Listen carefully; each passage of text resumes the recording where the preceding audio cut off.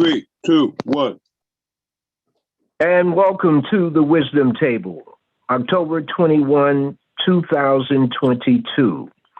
The Wisdom Table coming to you from the Grand Houses in Harlem community.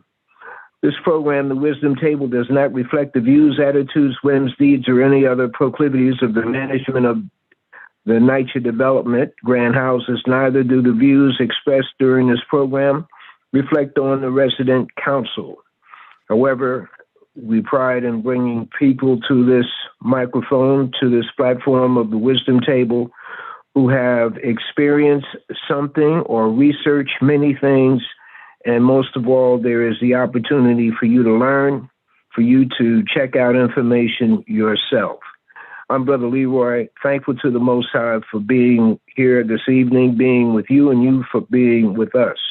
Co-hosted by Dr. Esther Hyatt and a panel of others who will ask questions during this interview this evening with Professor Hassiem Ayele Kambui. He's in Florida. We're talking about the Willie Lynch letter that was very, very popular in the 80s and the 90s and a portion of the 2000s.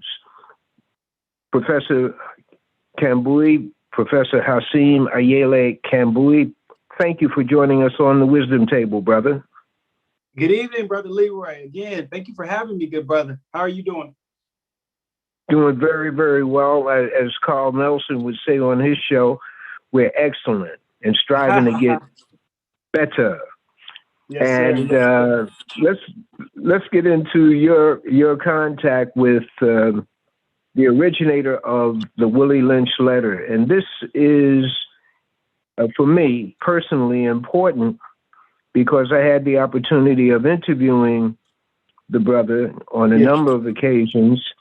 And during one of the interviews, it came out that he had written the Willie Lynch letter, and we had a whole discussion on that. It just happened to come out. Wasn't a confession, wasn't an admission. Right. It was an enlightening moment. So share with us who is the originator of the Willie Lynch letter is, and the impact from your perspective that it has had, and then we'll go into how you got to the point where you met the brother and began to study under him. The floor is yours. Thank you, good brother. Again, thank you for having me on your show today. I don't know, Brother Leroy, it's definitely been a while.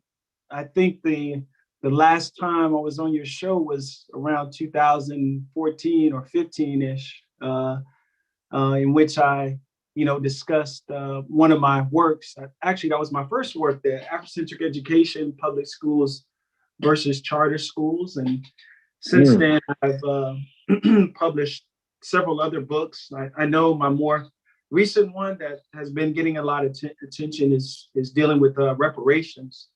And so hopefully we can have another conversation on that for another time.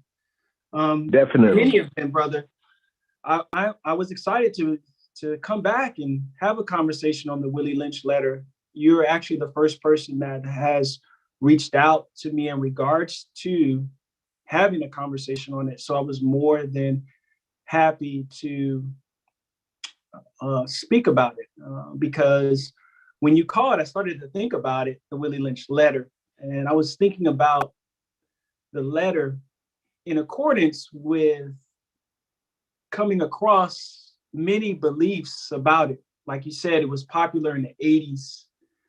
It was popular in the 90s and part of it and parts of the 2000s.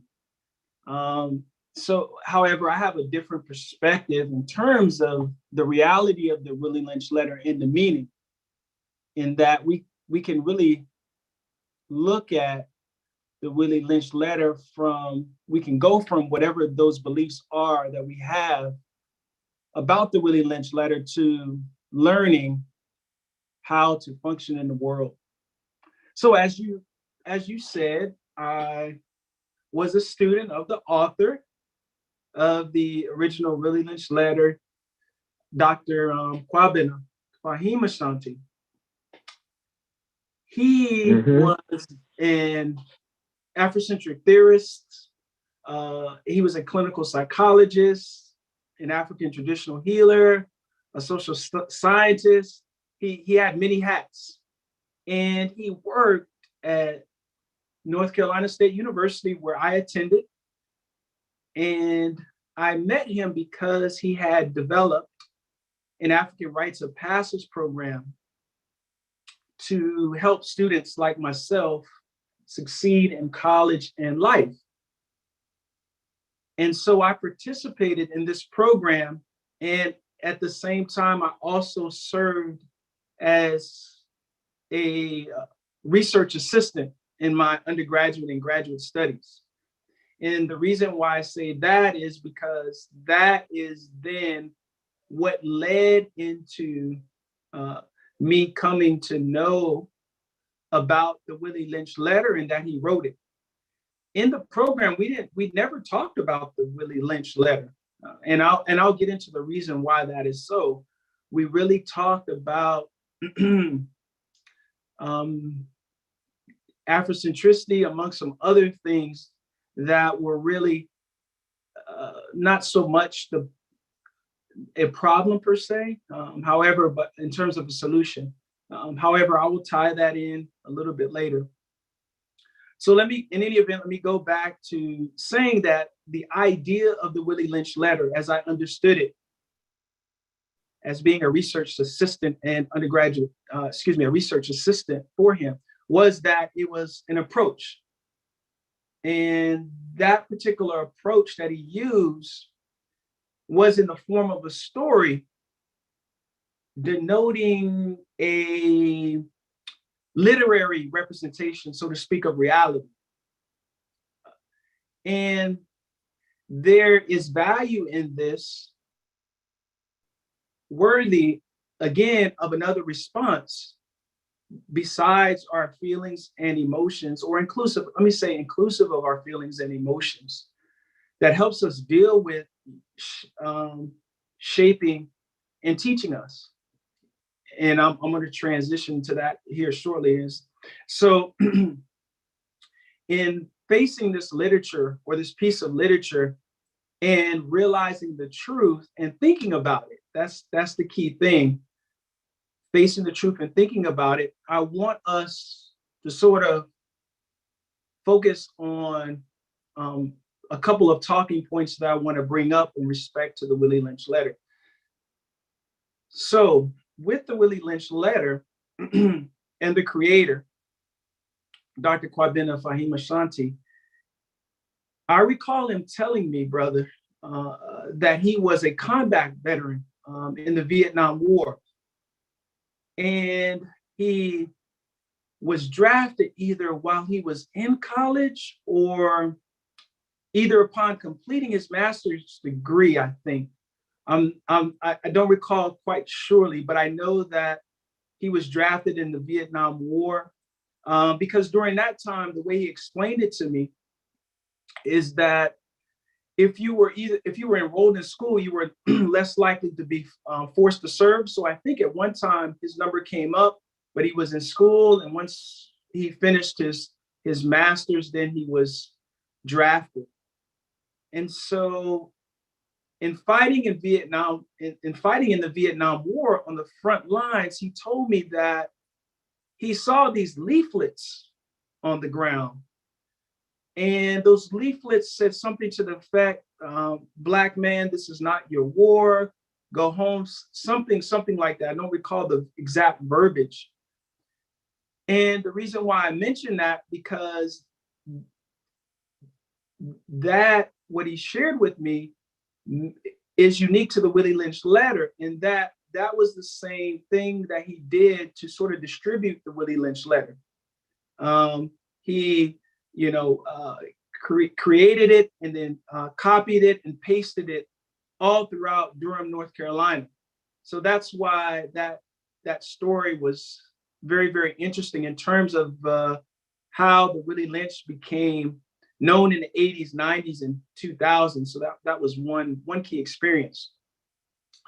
Also, too, a second thing in contributing to the Willie Lynch letter was Dr. Shanti's training. As I mentioned earlier, he had psychological education, and he was trained as both a sociologist and psychologist. You see, psychology involves, of course, the study of the mind and mental processes and how the brain works. And psychology sort of reflects the application of psychology in the sense of how the mind works in that environment. So the pairing of the two sort of helped him gain a better understanding. And this is reflective in how he even chose the name Willie Lynch, and to sort of elicit a psychological or emotional response to the words. So the words, in essence, triggered a response. You see, as a point of further consideration, the Willie Lynch letter came post-civil rights. It was produced in the post-civil rights movement, because we know roughly the civil rights movement, let's say between 1953 and 1968, and the Willie Lynch letter was written in the 70s during that time. However, again, even post, right out of civil rights, that whole movement was fought, for justice of human rights and violations of such as lynching. So, he was aware of the climate during that time to use these words that would elicit a response. And then another key consideration that I sort of thought about in the context of Willie Lynch was Dr. Shanti, and there were some other brothers. They started a study group. I actually met a couple of the brothers during the funeral rites of Dr. Shanti when he passed. And in that study group, or out of that study group, there was a book that he read. He mentioned that was called the Black Jacobians, which was written by Dr. or C.L.R. James. Yes. And it was about the Haitian Revolution. So that was motivation for him at the time for the Willie Lynch letter. And again, the intent of starting, quote unquote, a race war. I mean, and again, this was at the time. So in effect, that's how I sort of come to see the Willie Lynch letter from those key experiences and sort of what he shared with me in being a literary tool. All right. And in that way too, because again, a lot of the focus. Go ahead. I'm sorry, Brother Kambui. Go back to the C.L.R. James, right? The Black Jacobins, dealing with the Haitian Revolution and the significance of that as it relates to the Willie Lynch letter. Yes. So that book, he mentioned that book that he read. And of course, with that book, The Black Jacobians, written by C.L.R. James, it talked about the Haitian Revolution and the sort of the experiences of the Haitians taking back control over themselves and their land. And that served as, again, motivations. That reading served as a motivation for the Willie Lynch letter, and producing, again, the intent that he wanted at that time, which was to start a race war in that way. So that was another key experience or key consideration that made me think about the ideal of the Willie Lynch letter. And as I was going to say too, again, in realizing the truth, but also thinking about the Willie Lynch letter and its use, it's really no different, brother Leroy, then let's the use of the Bible. And the Bible, of course, has many different literary forms that Christian preachers use, to highlight ideas of movement, in terms of our way, or in terms of a way, not our way per se, but in terms of a way of obedience to the will of God, Jesus, revealed again in his word. So we shouldn't dismiss the Willie Lynch letter solely from realizing the truth, because it's not a factual document, and it can really be as a disservice, which I think, or which I know that a lot of people have not focused on the one of the major points that deal with this. And by this, what I mean is the ability to think about any information and to reflect on that in your own life, and how it can guide you in the world in terms of new ways of being. To sort of further, as a further example, for example, I'm a professor of counseling. I work with other students. I train school and clinical mental health students. One of the courses that I teach every year is a course. It's called Personality Theories. Of course, you may ask, well, what is personality theories? But it's theories that sort of reflect on characteristic ways, how people perceive, how they think, how they know what they know in their behavior. And during the semester, when I sort of discuss these various theorists and their approaches to the personality,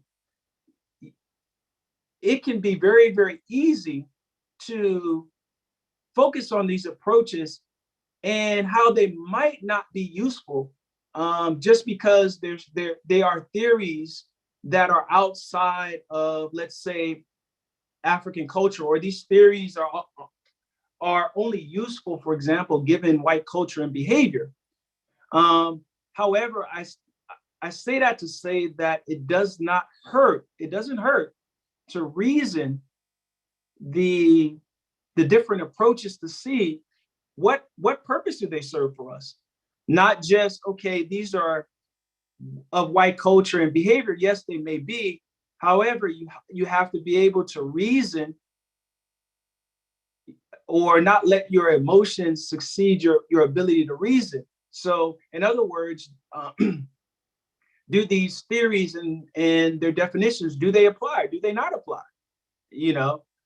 So you don't let your emotions get the best of you in dismissing the approaches or any information as not being of any use.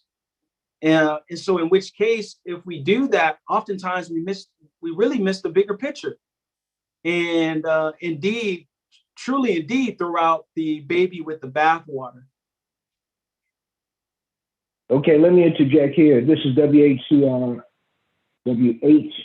Grant Houses Community Radio, coming to you from 125th Street in Amsterdam Avenue. It's an independent station, one of two independent stations located in larger developments. It's a unique situation coming out of the ingenuity of some scientists, Black scientists in the Black community, of course.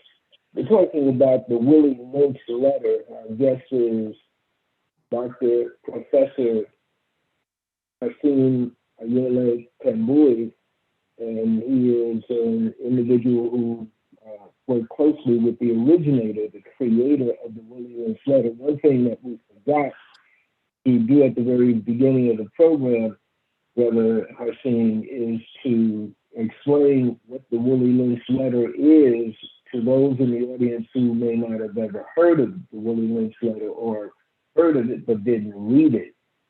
And I'll just give the audience the benefit of my experience with it. when it first came out or first hit New York. It was done on this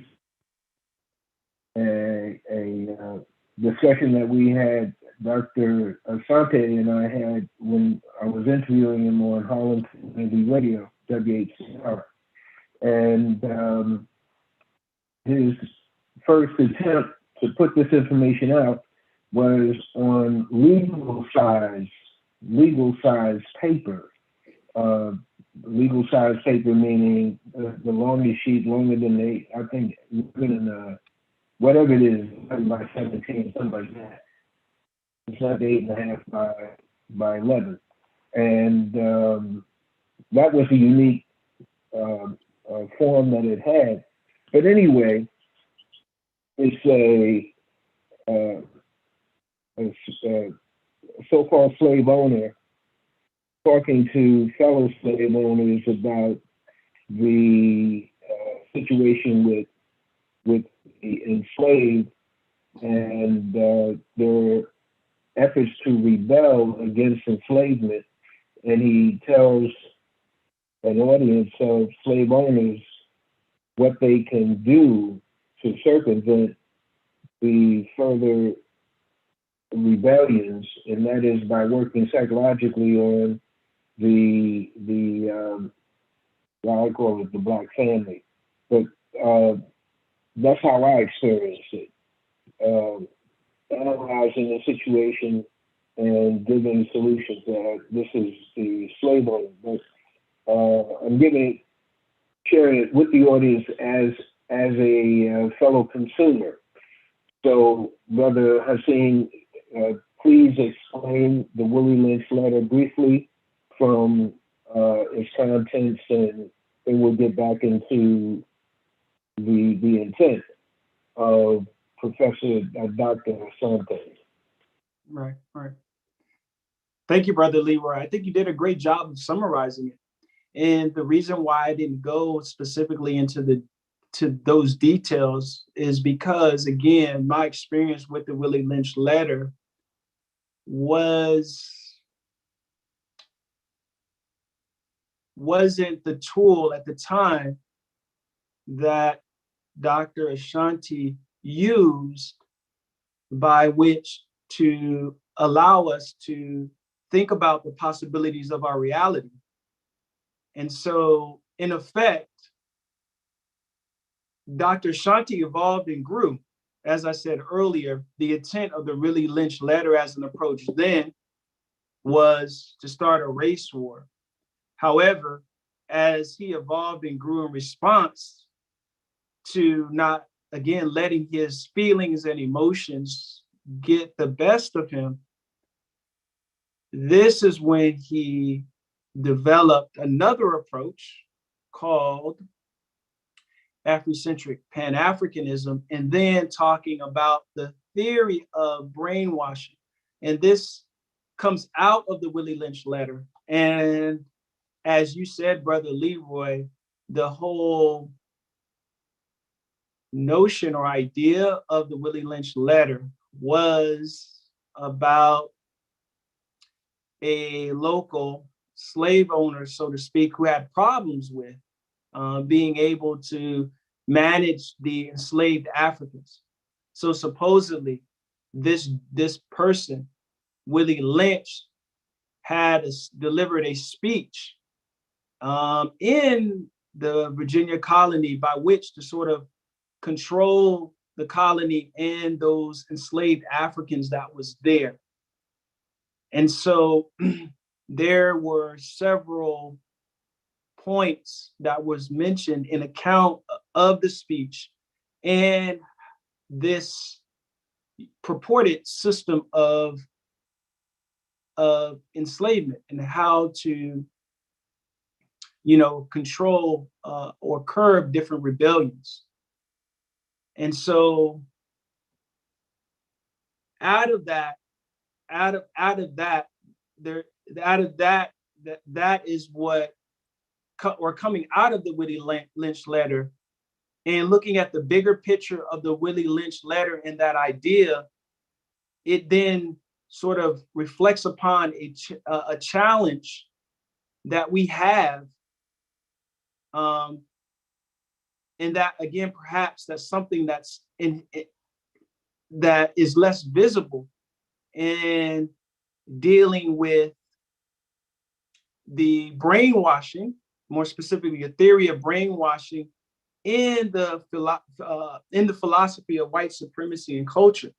And so, as Dr. Shanti evolved and what he initially put into that letter as an idea of that control, he developed the theory of brainwashing, and about the importance of it, and it also it being meaningfully measured, because oftentimes what I hear is a lot of verbiage around terms.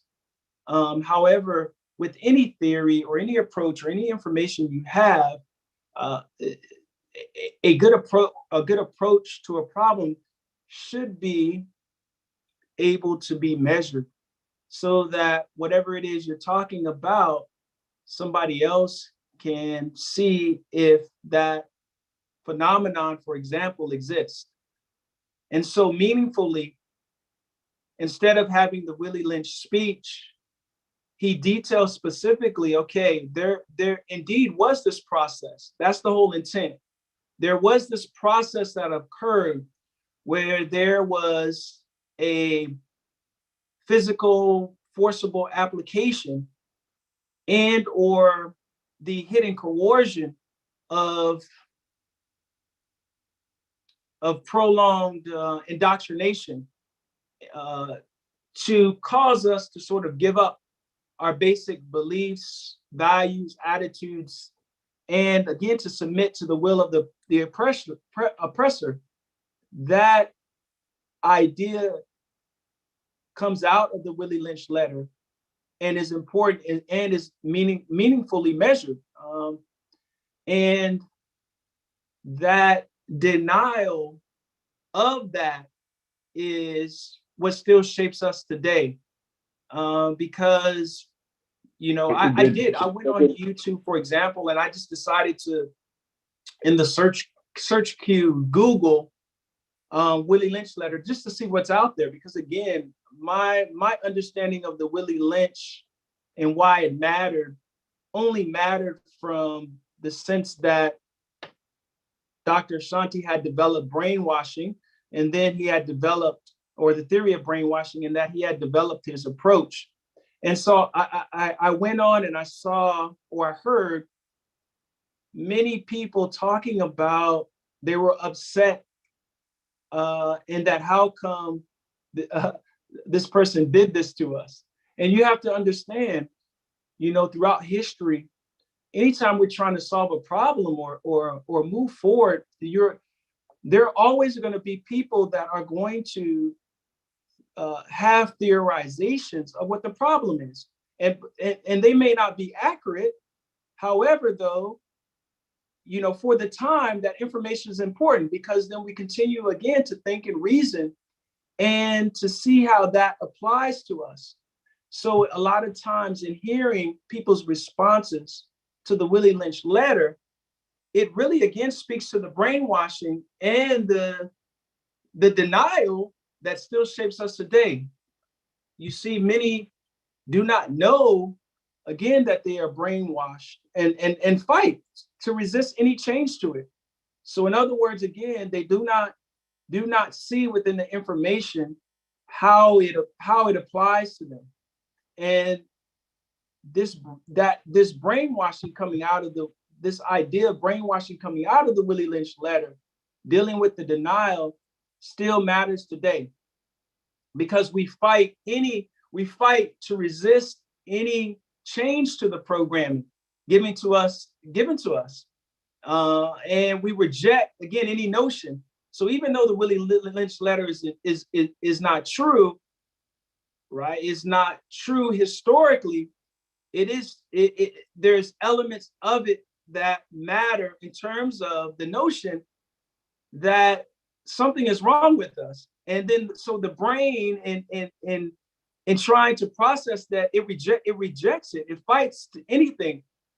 And the blame then is placed on the person. It's sort of like the expression, Don't shoot the messenger, but you shoot the messenger in so many ways.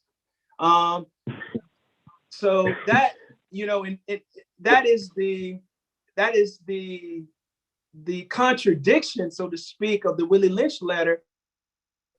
And people have to understand, is the idea of it so far-fetched? Is the idea again that a system existed and is far-fetched?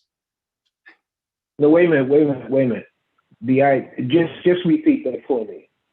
Okay. Is the idea that a system existed, right, that controlled African people during during slavery? You know what I mean? It's right. So people people miss that whole thing.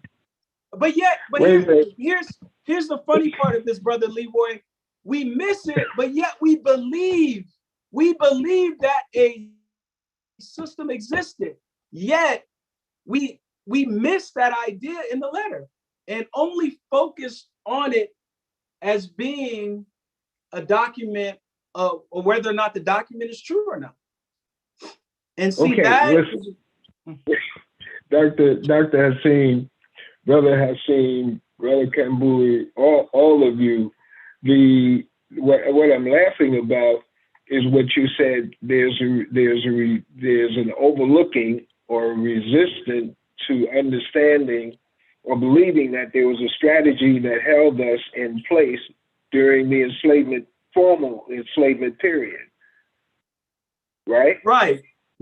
Exactly. And see, that's wait.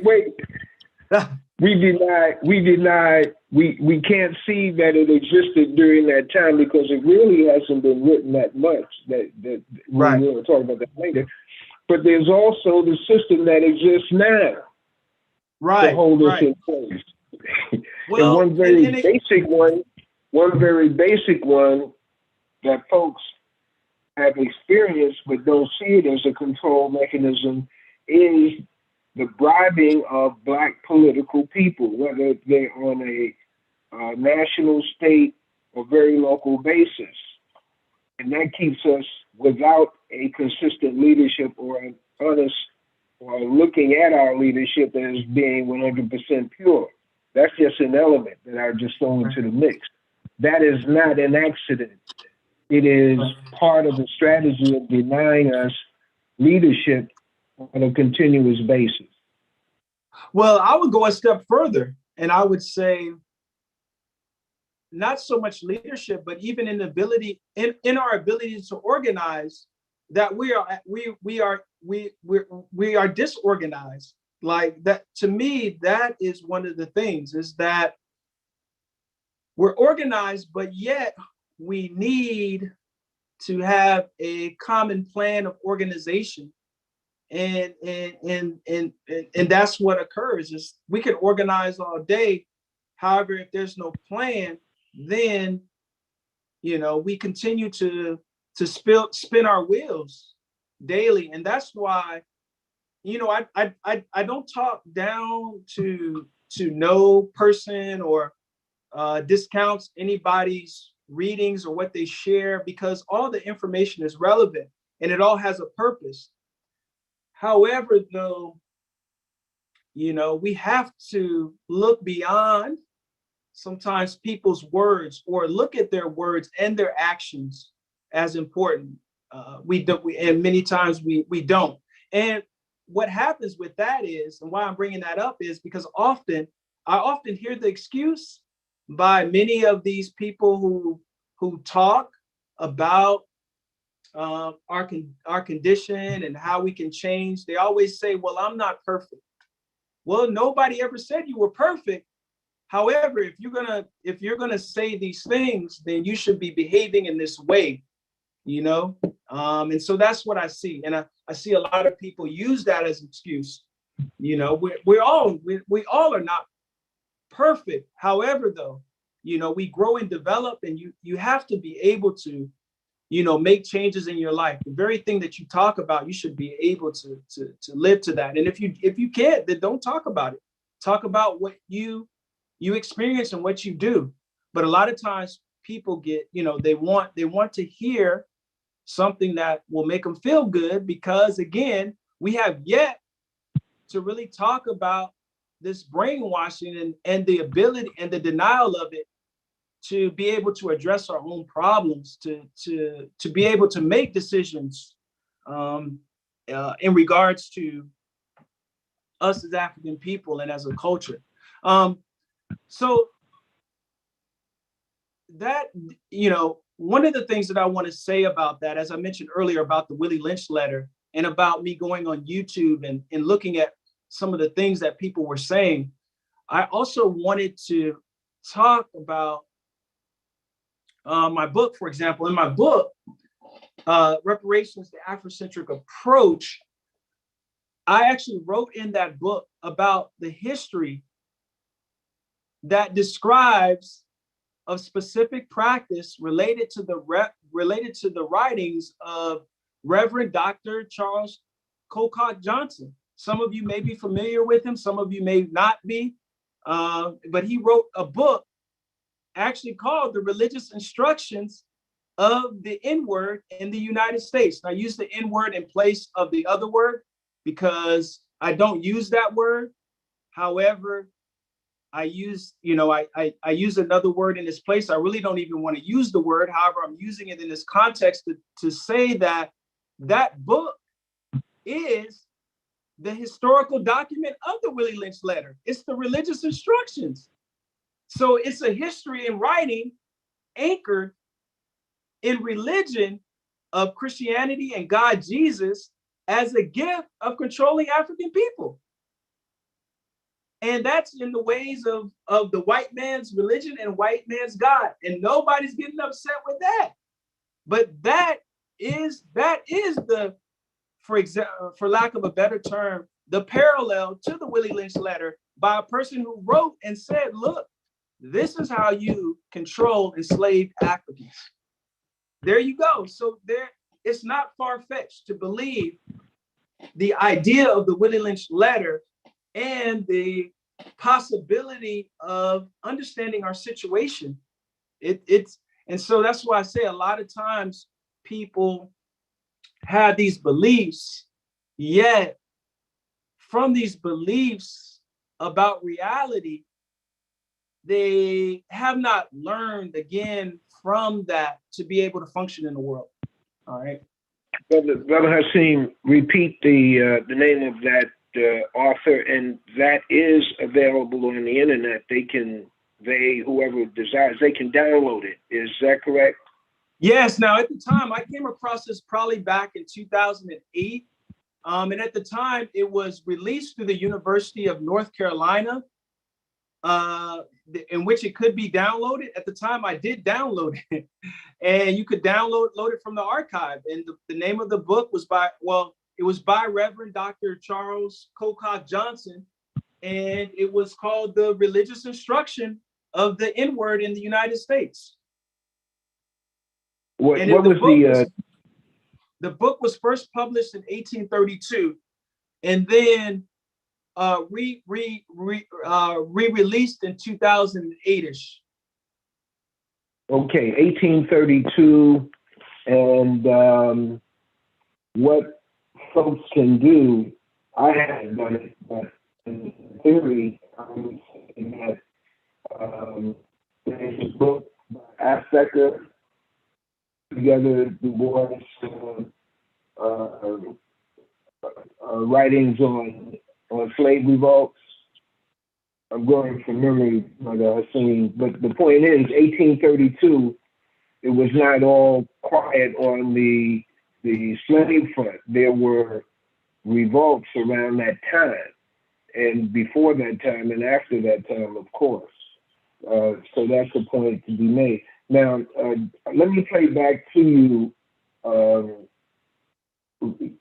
your search of YouTube found people who were saying, correct me if I'm wrong, who were saying that the person who put together the Willie Lynch letter had done a disservice to Black folks. Right. That is what I interpreted from the responses. Yes. Now, not everybody is that way. There was actually a brother that Dr. Ashanti was corresponding with. I can't recall the brother's name, and I apologize. But he was corresponding with that. Dr. Ashanti actually shared with him the history, the specific history, and I think the brother actually he also did an interview on YouTube. And you see, Dr. Shanti, again, he had already in 1993 when he wrote the psychotechnology of brainwashing, crucifying Willie Lynch. There was nothing in that book about Willie Lynch. So he had already at that time was killing, in essence, killing one approach for another approach. He was killing that idea of Willie Lynch. He had already came out then because, again, as you said, in the 80s and 90s, there was too many people were talking about it.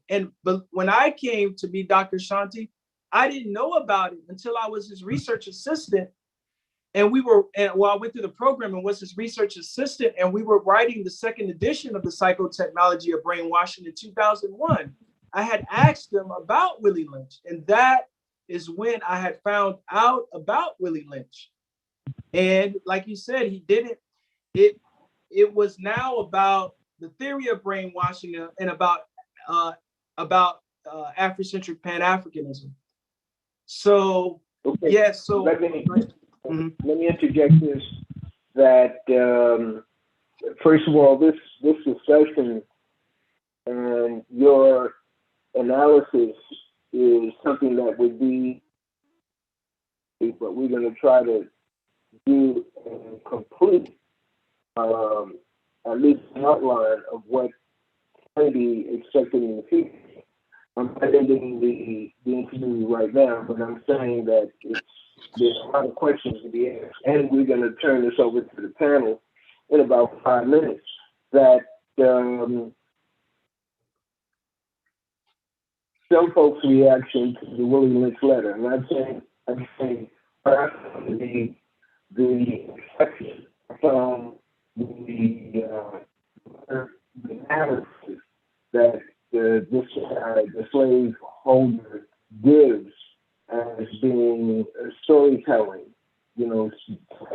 telling us information in a story form as opposed to giving it from a document form. That many individuals have argued about the authenticity of the letter, but have not looked at what is implied, right, or stated in terms of the process. They're don't find in their books, right, a process, but you'll find pieces that give you an idea of the process. It's one foot on the Europeans' subjugation of the enslaved rebels, the rebels who fought back to slavery, in Suriname. There's a big book, one big book on that, and that shows how they tortured the rebels. The James, C.L.R. James, is a very, very excellent book for those individuals who want to know the roots of the Haitian Revolution. And in that, he talks about what they did to soldiers, Haitian rebels that they caught, and how they did it in a stadium form. And it's a reality check for folks who don't know about these things. Coming forward, the discussions that I've heard regarding the Willie Lynch letter is that Dr. Asante confessed. This is how they put it. He confessed to a guy being interviewed that he did, in fact, write the Willie Lynch letter. But that was not my experience with Dr. Asante for him to say he confessed. So, your reaction to that? I agree. Again, I recall him telling me that the Willie Lynch letter was written in the 1970s. I don't know the exact date. He may have shared it. I don't recall it. However, I do recall when he went to the Million Man March and he was out there, he was telling me how he heard the speech, and he, in his mind, he was saying that sounds familiar. And why it sounded familiar was because other people had added some things to it. And see, at that point in the 90s is when, again, I got an understanding of it being widespread, but he wanted to, he forgot about it because, again, he had evolved and it grew, and he had developed, created and fashioned another approach, and wanted to do away with it. Again, that much is clear with the psychotechnology of brainwashing and crucifying Willie Lynch, in 1993. And by the way, that book was actually released earlier under another title, and then he changed it to that title and re-released it. And so again, that was clear. There was no need to confess. He already made the decision that, he wanted to put this out and wanted this to grow, and wanted people to catch. I wouldn't say want people to catch on, but want this approach to approach the Willie Lynch letter.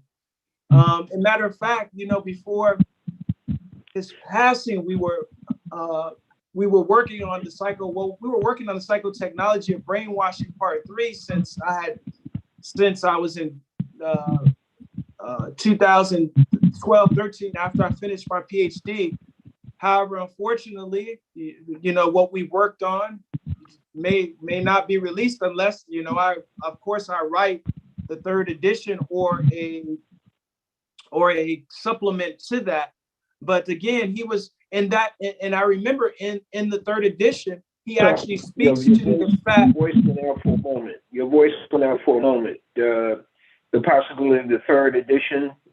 Yes, possibly in the third edition.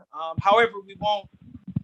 With his passing, we won't get the 3rd edition. However, there could be, unless I write it as a supplement to what we were working on. But he wrote in there that he was surprised after. Well, not surprised. He made note that after 30-something odd years, that the idea of brainwashing and his definition and the theory was not more widespread. And again, that one thing that I can say about Dr. Asante was that he was a futurist in terms of his ideas and his interpretation. And a lot of the things that he told me over the 20-something odd year period that I was with him was that a lot of the things he said would come true. And so I just like in the case of reparations, that many of us want reparations, I say in the same way of the brainwashing, that in future generations, this idea will be more widespread, and people will understand its importance and meaning applied to them, so that we can no longer we can recognize as that indeed we're both in an abnormal environment. However, as a result, we also have an abnormal mind, and because of that, when we recognize that abnormality, then we can make changes based on our own ability to recognize or to base our concerns into the culture and environments of the African continent. Okay, and once again, this is the Wisdom Table. I'm Dr. Leroy. Our guest is Professor Dr. Hassiem Ayele Kambui. He's of Florida, and he's sharing with us his insights into the author, Dr. Asante, the author of the Willie Lynch Letter. And we're now, my co-host, Dr. Esther Hyatt, she has some questions that I need the assistance of our engineer, Brother Doug, to identify whatever hands are raised. We have Brother Quentin Marshall in Canada. We have Sister Joyce. We have Dr. Hyatt. If you have a question, please step forward with it, or anyone else who has a question. Dr. Hyatt's not on, Brother Leroy. Okay, and okay, we'll just continue. The going to the Willie Lynch letter and your point about the abnormality, not abnormality, the abnormal. Are you saying that we're in an abnormal condition for people, and that it has the effect of making us abnormal or having abnormal development? Please clarify that. Yes. So in essence, where we find ourselves in America, it may not always be in the most favorable position. However, within that environment equally, there is an underlying issue that arose or is below the surface of how we interact in our environment due to the brainwashing. So for example, you can have normal stress from work. Normal. We're all human beings, and we all may have jobs, whether we work for somebody else or whether we work for ourselves. And naturally, we're going to have stress. However, in how we react to that stress in our minds, in terms of how we deal with what we do to handle that stress, there's an abnormality there because of the brainwashing. That abnormality is the brainwashing. In other words, we may not respond intelligently to how we go about solving our problems, and there's some other things that may be in how we think. So if something happens to us stressfully, we may think it's our fault. We may place blame on ourselves, for example. That's one of the key elements of the brainwashing or the abnormality of the mind. You blame yourself automatically for your problems and not understand the environment per se that brought that on. So that is what I mean by the abnormality. Okay, we're getting some feedback. Microphone on while you're talking. Not speaking, please turn off the microphone.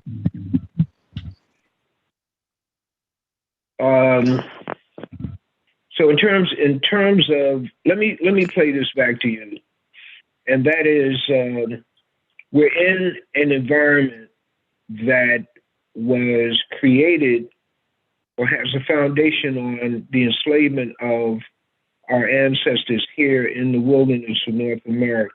We're in that environment. That environment has not been one of giving us freedom, justice, and equality. Otherwise, we would not have had a march on Washington, the Million Man March, and other efforts to bring our condition, our group condition, to the leadership of this nation.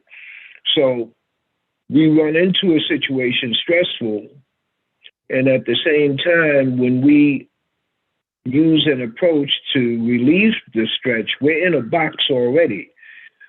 What Dr. Asante, and correct me if I'm wrong on this, what he was doing is pushing an appreciation of our culture coming out of Africa, and if we accept the elements of our culture or our culture coming out of Africa, then we will not be in the box that has been constructed by the system we currently are in.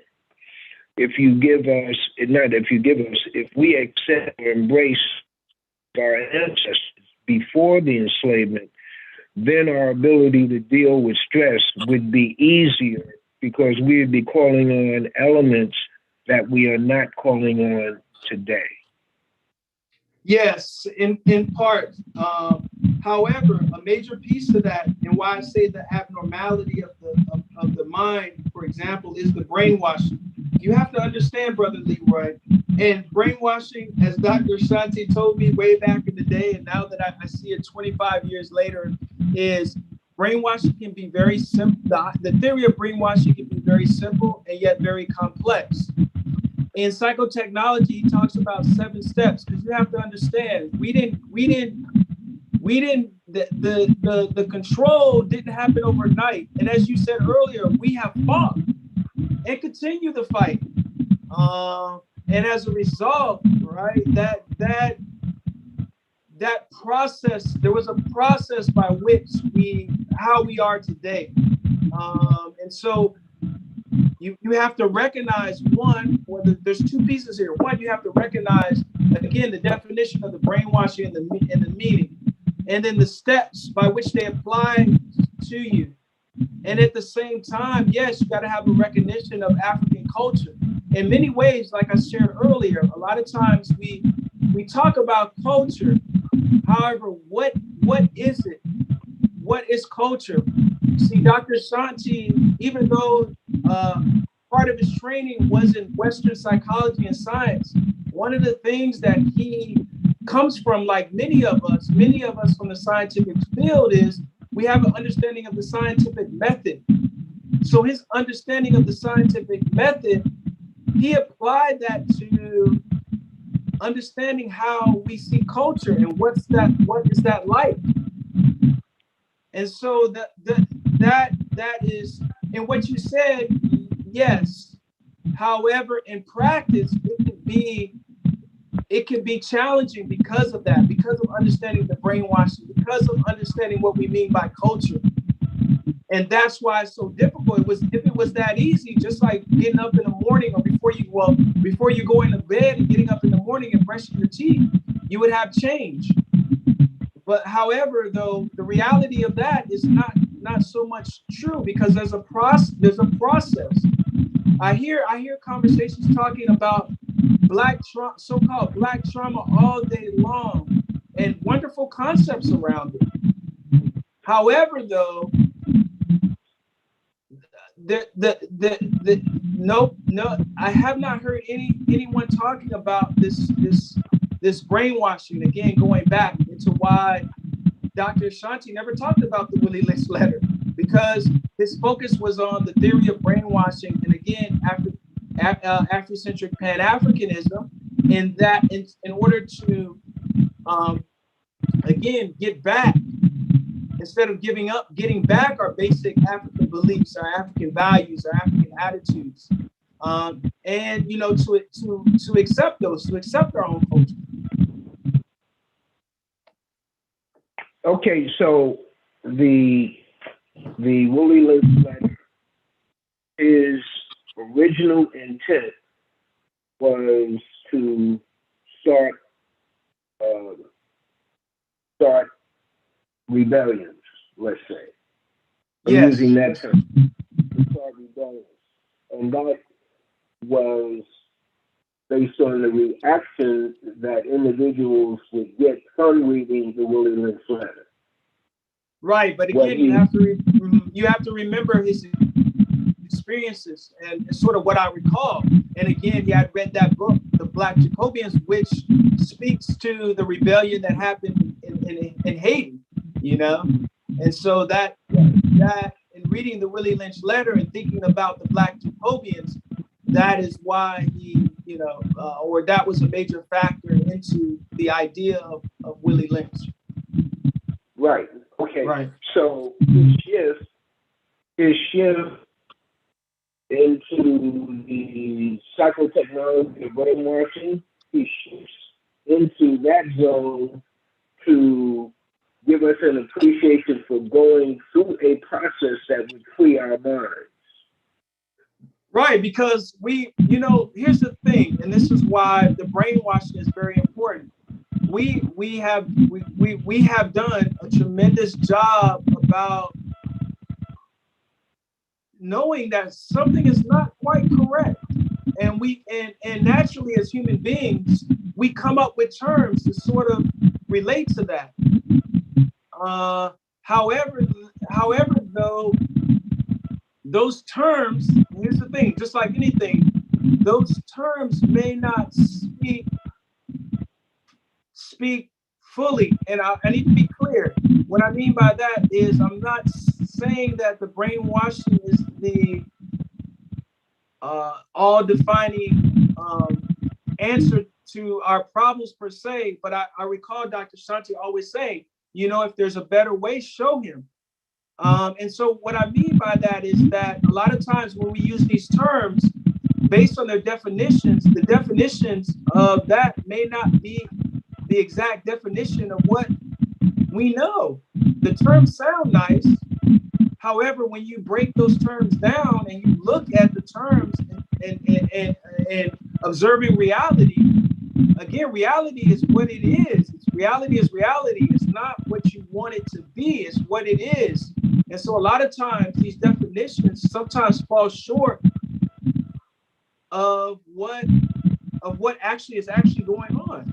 And so we know that we know that, and we miss it.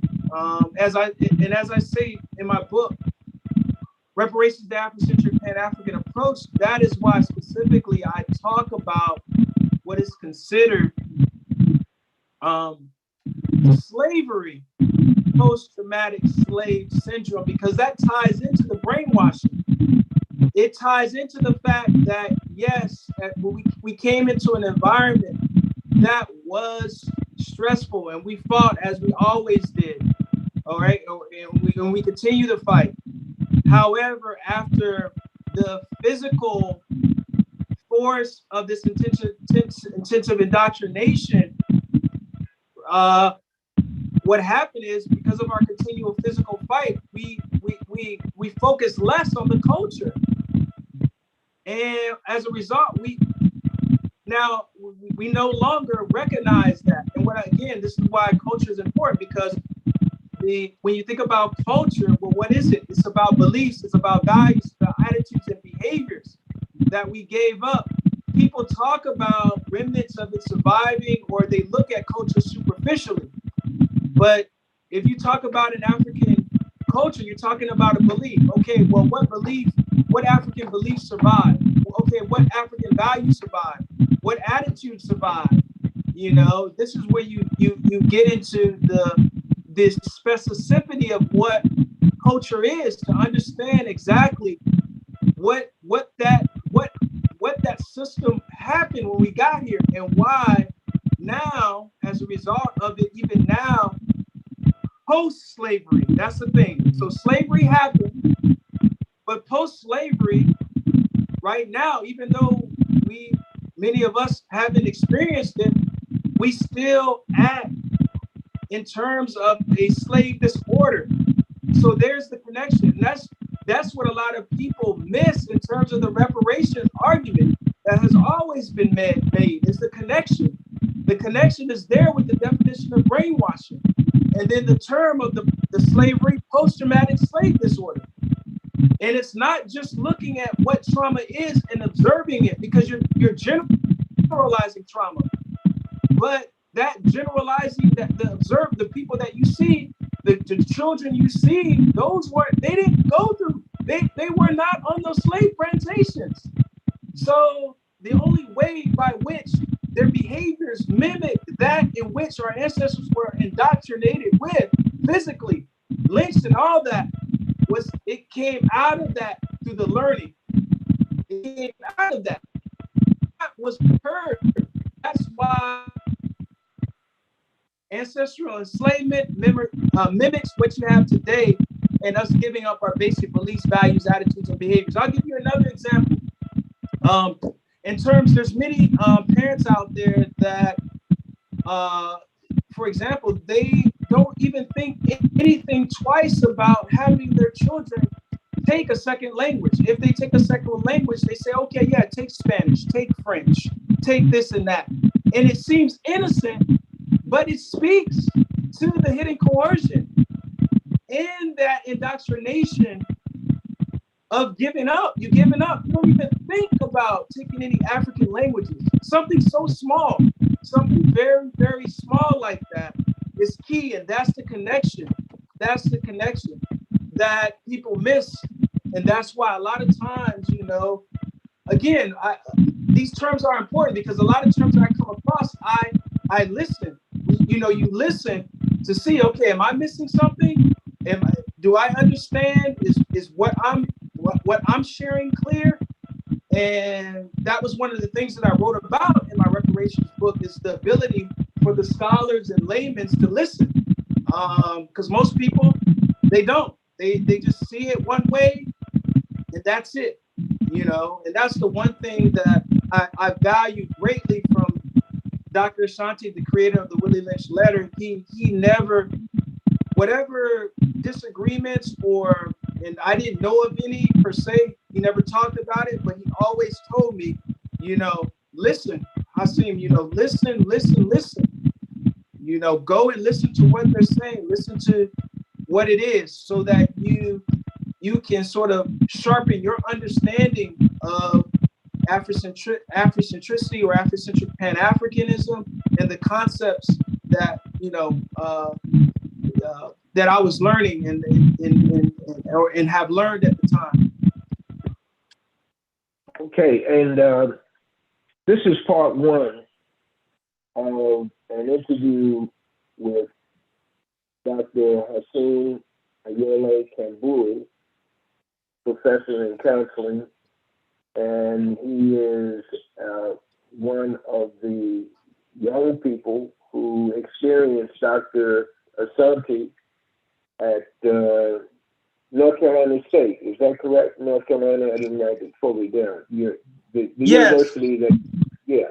Yes. And involved in, this is, you know, we'll talk about in the next interview that we have with you, the experience that you had prior to becoming a research assistant to him, your experience as a student, and what you and the others experienced in terms of a turnaround and how Dr. Ashanti's record with improving the graduation and the scores of the students that passed by him in the counseling that he did. I want to get that an area for our people so that we can get, I think that will take us into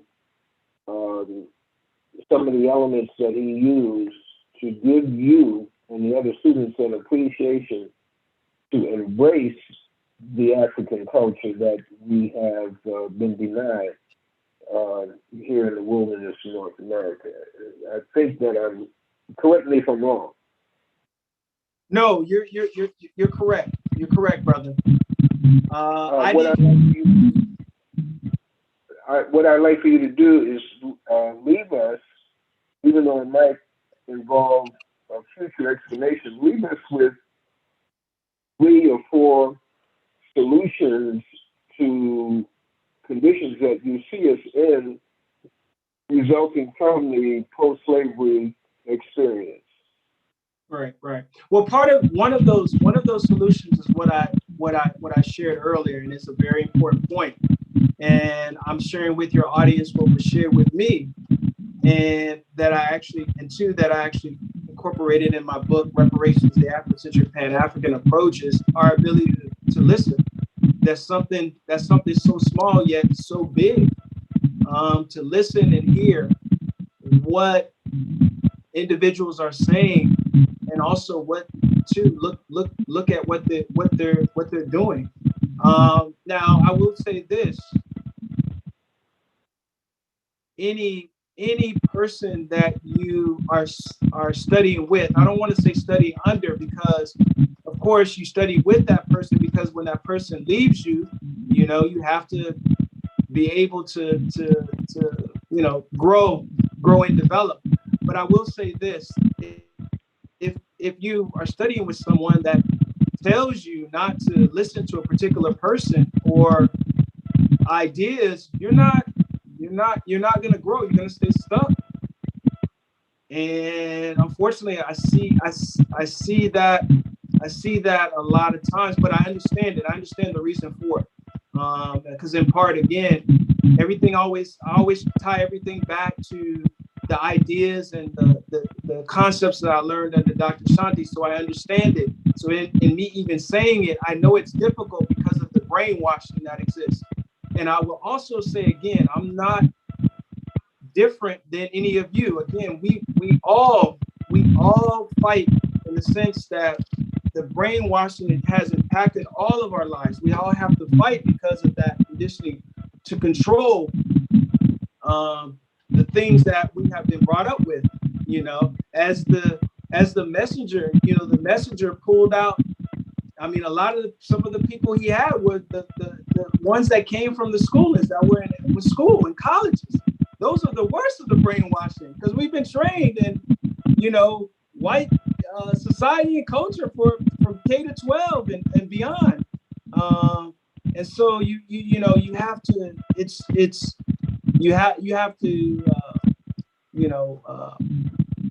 think about your, as Dr. Shanti used to always say, you have to think about your thinking. I remember one time we were out eating and I'll go into my next solution.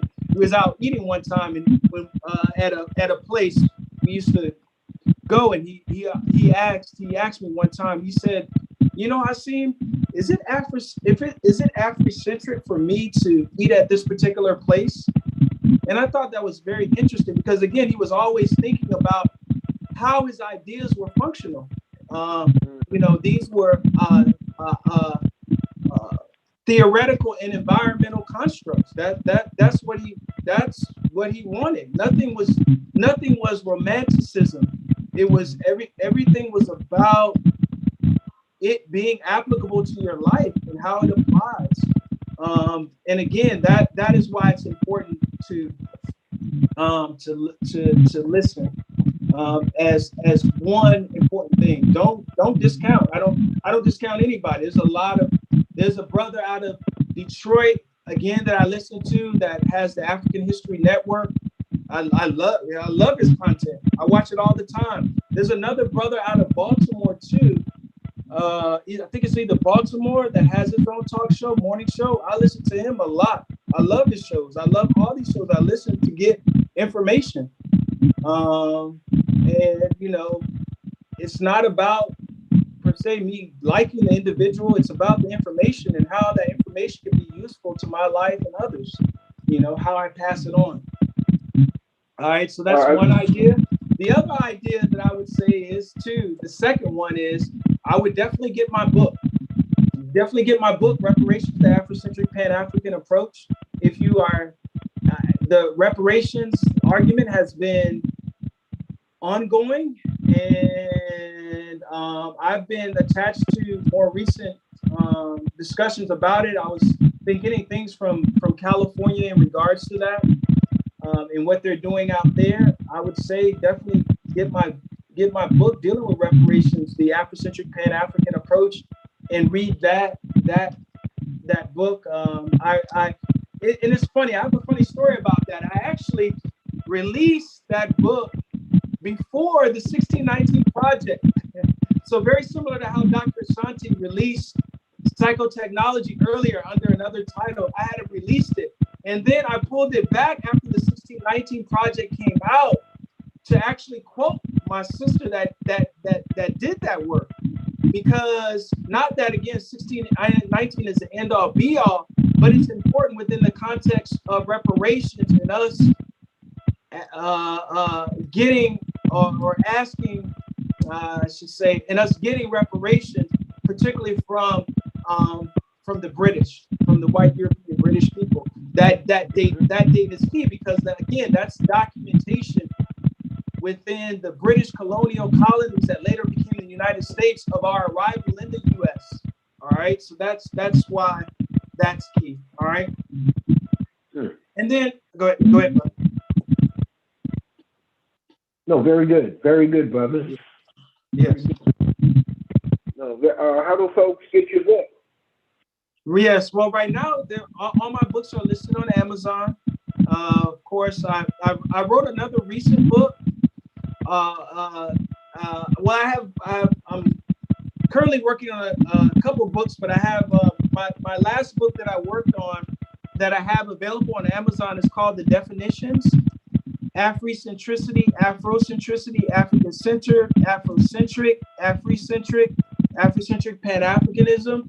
And what I was doing there was, we've known about these terms, or at least these terms have been made available to us. However, though, I wanted to, again, in my training as a counselor and an African psychologist under Dr. Shanti, I wanted to put out a book looking at the ideas that sort of created these terms. That was the whole point of it. And I picked authors that have either used the term and looked at the ideas by which they sort of developed it. So that was the whole point of that, because again, Afrocentricity is, it's heard, but it's really not fully understood. Or if people hear it and talk about it, they don't really quite know what it's made of. And so that's what I did in this instance. I looked at the definition of the terms based on the ideas. And how are those ideas applicable? That was the whole point.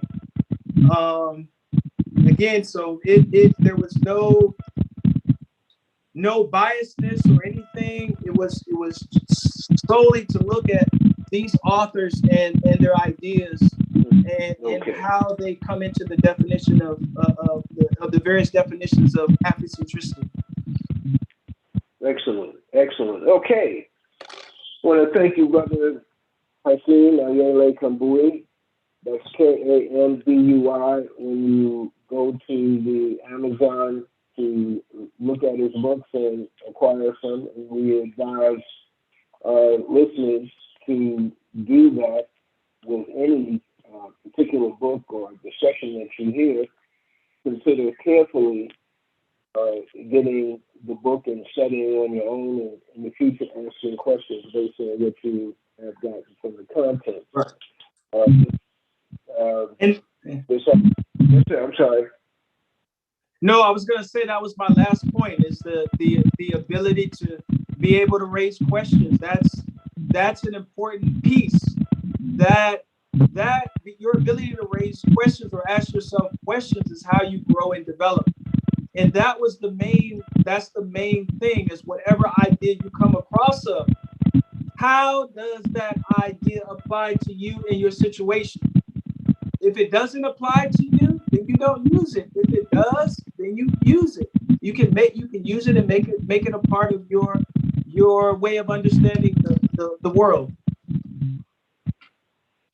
So in concluding on your point there, that learning, one of the keys to learning is reading, and then listening, seeing, and asking questions after you do all three of those.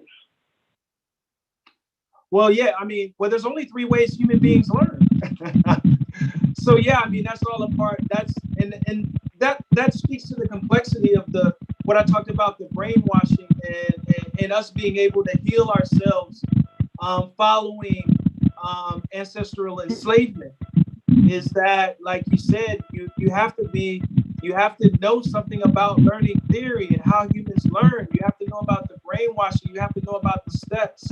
And that was what my African rites of passage was. That's how I learned about African culture. Never did we talk about slavery. Never did we talk about, I didn't know about white supremacy. I didn't know, in other words, my growth into becoming who I wasn't through information about white supremacy and racism. We never talked about that. We talked about African culture. and the idea of power and what that looks like in context of African culture.